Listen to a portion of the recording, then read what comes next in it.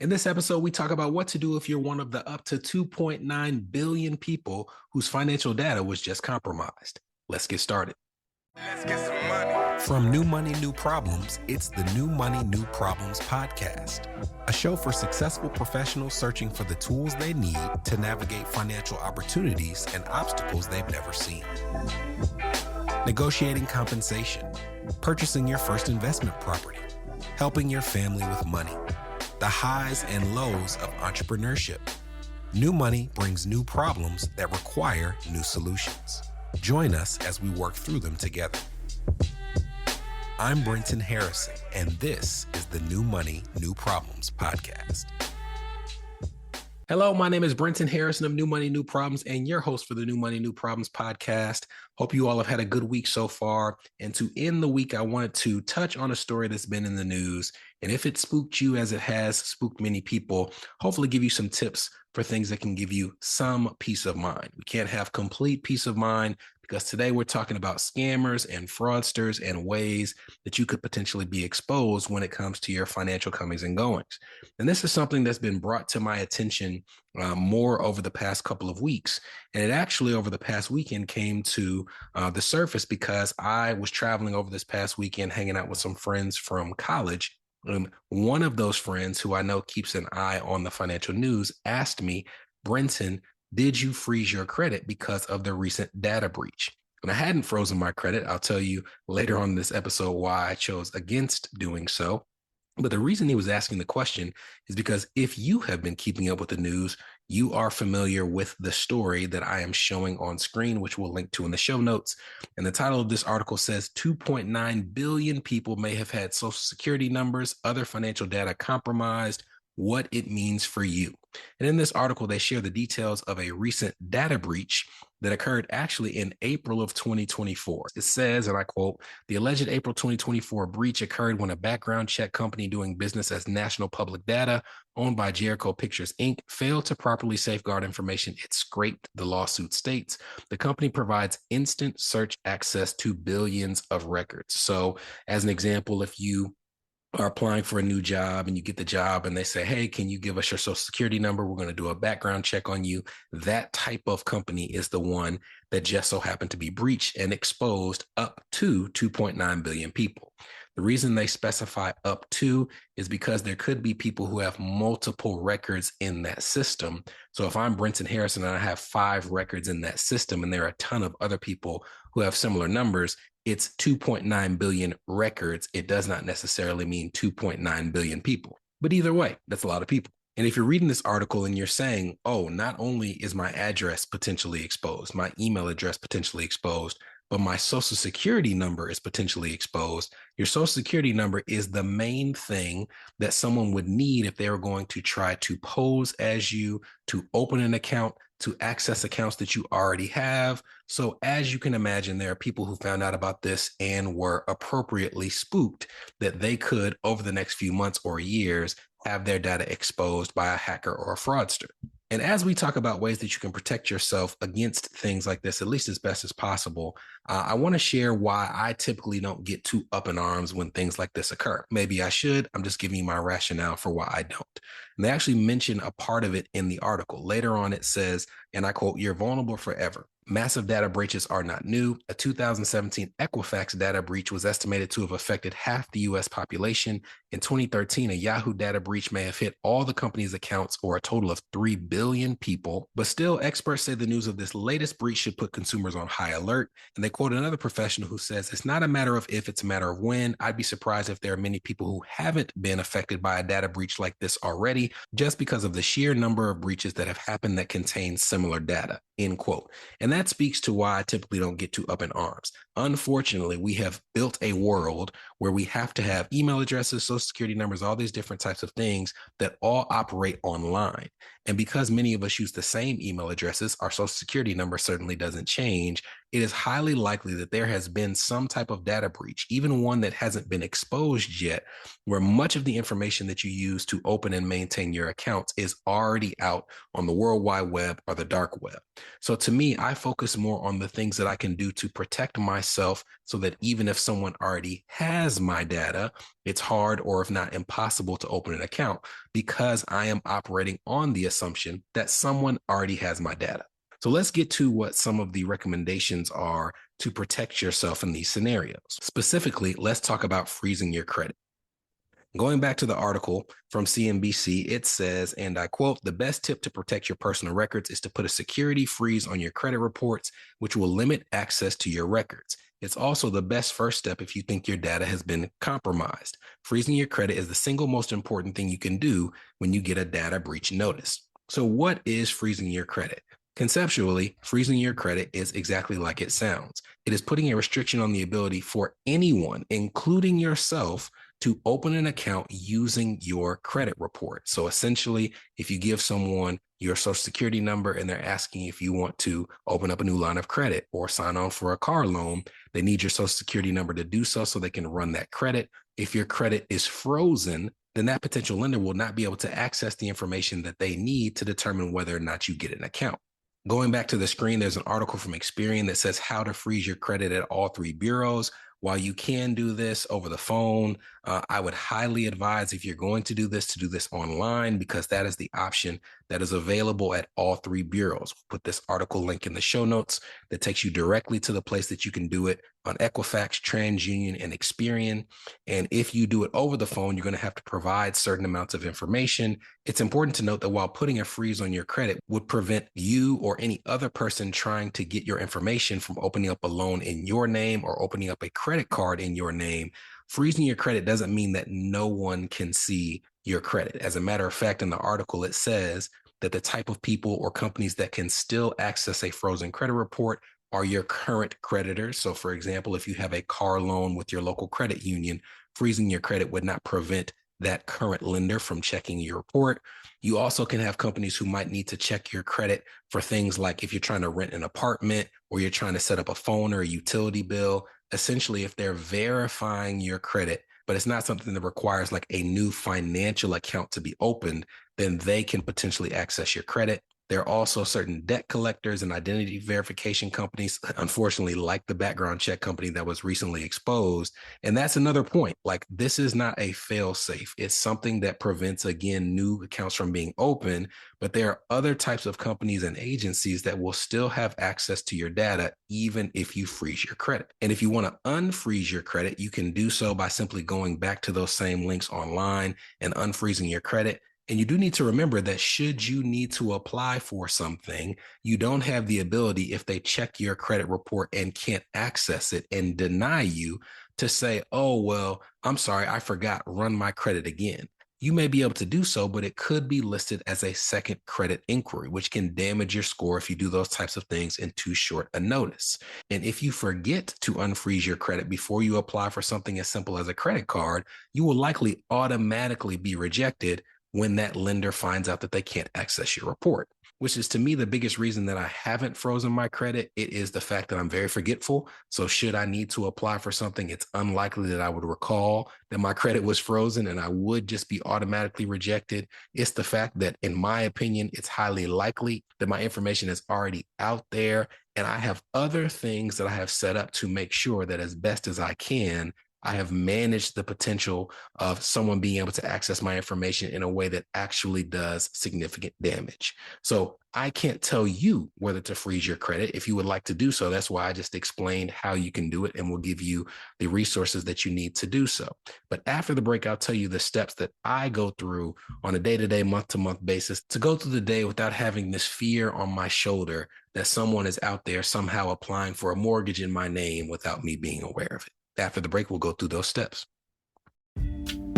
This is the New Money, New Problems podcast, a show for successful professionals searching for the tools they need to navigate financial opportunities and obstacles they've never seen. We'll be right back. Are you wondering what new money problems you might be overlooking in your financial life? If so, we've got great news.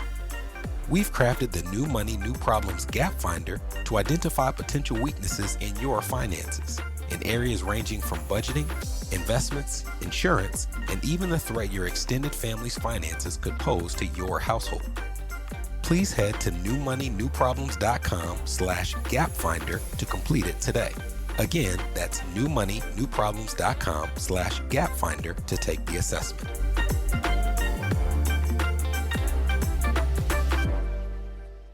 You're listening to the New Money, New Problems podcast. Subscribe now at newmoneynewproblems.com. Welcome back. All right, let's go through some steps that you can take to give yourself a little more peace of mind about your vulnerability to financial hacks. The first recommendation is to find a way that works for you to have a different password for every website that you use. And I know that sounds annoying, and many of us have gotten accustomed to just using the same password for every website, but that is actually the thing, password repetition, that is often the biggest risk to someone accessing your data. And you do need to understand that there's limitations to this as well. But if you have a login for Google or Chrome or Safari or Edge, it's likely when you sign up for a new account, you'll see like a suggested password, and it'll be some random combination of letters and numbers and characters. And you can either set your own password or you can use their suggested strong password. And if you use their suggested strong password, it stores it in your locker or password storage system so that when you are logged into that account and you go to that website, it auto-populates the password. And as I said, there are limitations to this as well. I won't say the company because I don't want anybody listening to this trying to figure out where to access it, but even for non-client data related passwords that we have at New Money, New Problems, we were using a password manager where we logged all the passwords on this one system, and come to find out a few months later that that website was hacked and the data breached. Now, thankfully, it's just random sites that we log into, but that's why we don't use that type of system when it comes to any information that could have client data that would potentially be exposed. So to protect against the fact that even the password storage systems can be hacked, one of the things that my wife and I do is we use a formula that only we know whenever we're setting up a username and password at a new website. And with that formula, whether I'm logging in or she needs to log in with my password, she can use that process for generating what she knows I would use for the username and also the password. So while it's not a completely differentiated list of numbers, letters, and symbols, it is different enough that someone who has the password for one site would not be able to just easily copy and paste it into another site and access that data as well. But by having that formula, it also means that we don't have to store it in a password management system.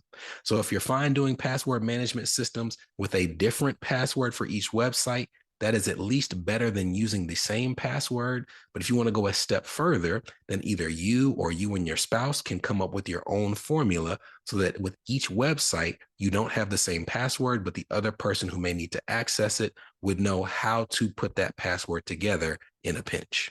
The next way I protect myself is I use my credit card for all major purchases, all online purchases, and definitely for all purchases when I'm traveling. We talked about this when it comes to the protection of a credit card as compared to a debit card. And the fact of the matter is, if you are going to have your data exposed and your accounts hacked at a bank and someone accessed your money, you have to file a report, but you have to wait until that report is completed to potentially have your funds returned to you. Conversely, federal law limits you in the event that your credit card is hacked to you being responsible to the lesser of $50 or whatever was purchased. So there are some companies who have $0 limits in terms of if you're hacked, you don't have to pay anything at all. But even in the most extreme scenarios where someone might access your credit card and charge $10,000, it's a fraudulent charge. You are legally limited to the lesser, in this case, of $10,000 that was actually charged or $50. So with that protection, it gives me a little peace of mind that if someone were to get a hold of my information, as opposed to me having to file a report and hope that I get my money back in a short order, if I use my credit card for that purchase, I would be limited at maximum to $50. Next is, whenever possible, opt for paperless billing. Yes, it is true that someone can access your email account, and if they get into that email account, they can see your paperless bills.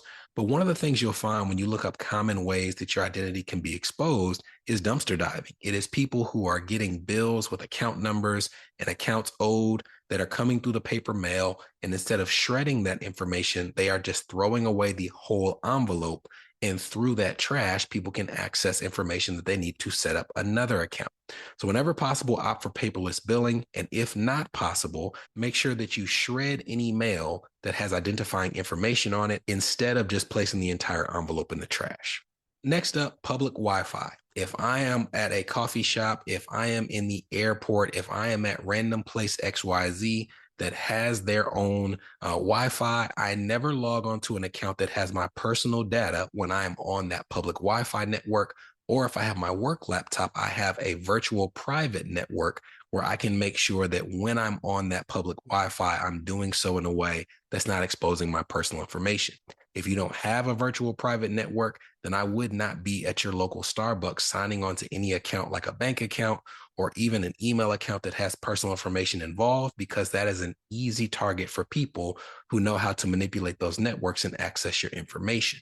These days, it is highly likely that in your cell phone plan, you might have a mobile hotspot where you can use your phone as a mobile hotspot, essentially making it the Wi-Fi that you can sign on to using your laptop. So if you're in a public place and you need to log into like a bank account or something like that, I would see if you have that mobile hotspot and log in using your phone's internet connection as opposed to using public Wi-Fi. Next, consider an identity theft protection website. I won't tell you which one I use because I don't want you to consider that a recommendation, but there are plenty of sites out there where if you pay, there'll be some level of protection against fraud if someone happens to access your information. If you're looking on screen, there's an article that says Best Identity Theft Protection Services of August 2024. There's Aura, there's Identity Guard, there's LifeLock, which a lot of people are familiar with. So we'll put this article in the show notes and you can go through some of the different features, but this is the type of service that I use. And another part of them protecting you in the event that your identity is stolen is they also alert you with the majority of these services when anyone tries to access your credit. So they will alert you when there's data breaches. They will alert you when someone pulls your credit, and you can just verify whether that's something that you authorized or didn't authorize. And in most instances, services like a Credit Karma or an Experian will do so as well. So if you have a Credit Karma or an Experian website, they will tell you if someone has made a claim or opened an account. So the combination of all these different websites puts me in a position where it is highly unlikely that someone would be able to check my credit without me knowing about it. As a matter of fact, when someone checks my credit, I typically get alerted from 2 or 3 different companies that there's been an inquiry. And that's a part of giving me that confidence that it will be hard for someone to open an account without me being aware of it in short notice. And this last thing, and this is where I share some information or a story that happened to me last week to let you know that even in spite of all these things, a person like myself is just as susceptible in some cases as you are. So last week, I almost got scammed. I got a call last week before I went out of town from someone purporting to be from the Davidson County Sheriff's Department who was calling me to let me know that there had been a civil violation that had been filed and a bench warrant issued because of my failure to appear for a grand jury summons. And to me, that was really confusing. But part of the reason why they at least kept me on the phone was because we live on a house that is a subdivided lot. So at one point in time, the 2 houses next to each other shared one address. And as a result, my neighbor often gets my mail and we often get their mail and just walk it across the street. So it's highly possible that a summons could have been sent to my home and I just happened to miss it. So they're giving me this violation number for this civil violation. They're telling me everything that I need to do. They already had my address. I never volunteered my address, but they asked me to confirm my address. I confirmed it. And then they told me that they needed to transfer me to their lieutenant to talk to me about this thing. I told them, hey, I'm not even in town. I'm headed out of town. It just didn't sound right. So even though I was already on the call longer than I would have liked to admit, I asked them for the number that I could use to call back. I said, hey, I'm not really comfortable with some of these questions that you're asking. I would like for you to just give me your number. I'll hang up, I'll call back, and I'll just give the information you gave me and I'll talk to them then. And they said, no. If you hang up right now, then we're not going to be able to blah, blah, blah. And I just hung up the phone because they appealed to something that was a concern of mine, which is I sometimes miss my mail. That's something that they would be able to look at the same way they would be able to look at someone who might have been hacked before and get them on the phone and be worried about the information that they're giving them.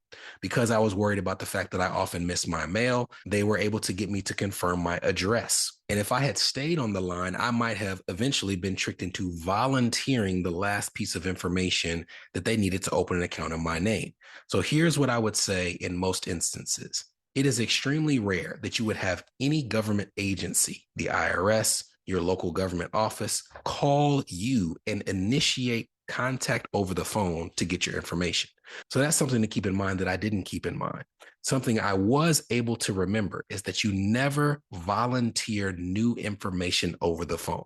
I shouldn't have confirmed my address, but if they had asked me for any information, what is my phone number? What is XYZ? Never volunteer information on the phone from someone who called you first. If you are concerned that it might be a scam, ask them to leave a number that you can use to call back. Google the number to make sure that it's connected to that business and call the number back, and you initiate the contact on your end. So those are the ways that I protect myself from fraud. Maybe you'll use some combination of these things and choose to freeze your credit. Whatever works for you, I hope that this gives you some peace of mind, not all of the peace of mind, so that you can go about your day with a little less stress. I'll see you next week. From New Money, New Problems, this was the New Money, New Problems podcast, a show for successful professionals searching for the tools they need to navigate financial opportunities and obstacles they've never seen.